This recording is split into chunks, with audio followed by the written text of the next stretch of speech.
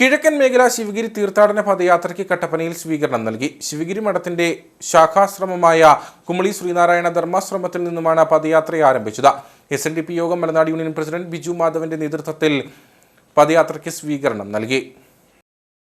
അറിവിന്റെ തീർത്ഥാടനമായ 92ാമത് ശിവഗിരി തീർത്ഥാടനം 2024 ഡിസംബർ 29, 30, 31, 2025 ജനുവരി 1 എന്നീ തീയതികളിലാണ് നടക്കുന്നത്.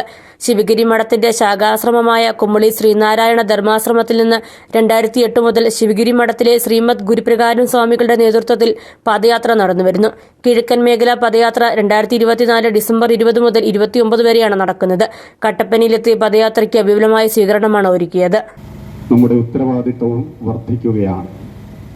അന്നത്തെ ഭാവന സമ്പന്നരായ ഇതിൻ്റെ അന്നത്തെ നേതാക്കൾ ഇങ്ങനെയൊരു കീർത്തിസ്തംഭം പടുത്തുയർത്തുമ്പോൾ ഇതിന് ഒരു സന്ദേശമുണ്ടായിരുന്നു. ഇത് സർവമത സമന്വയത്തിൻ്റെ പ്രതീകമാണ്. സർവ ദർശനങ്ങളുടെയും സാരം വെളിപ്പെടുത്തുന്ന ഒന്നാണ്. ലോകത്ത് ദർശനങ്ങൾ പലതുണ്ട്, മതങ്ങൾ പലതുണ്ട്. മനുഷ്യന് അഭിരുചികൾ വ്യത്യസ്തമായതുകൊണ്ട് മനോനിലയിലും വ്യത്യസ്തതകളുള്ളതുകൊണ്ട് ദർശനങ്ങളും മതങ്ങളും വിഭിന്നമായി തീരും. ശ്രീമദ് ഗുരുപ്രകാര സ്വാമികളാണ് ആചാര്യപദം അലങ്കരിക്കുന്നത്. അണക്കര, പുളിയമല, കട്ടപ്പന, മുണ്ടക്കയം വഴി ഡിസംബർ 29 ശിവഗിരിയിൽ എത്തിച്ചേരും. 200 പരം ഭക്തർ പദയാത്രയിൽ അണിചേരും.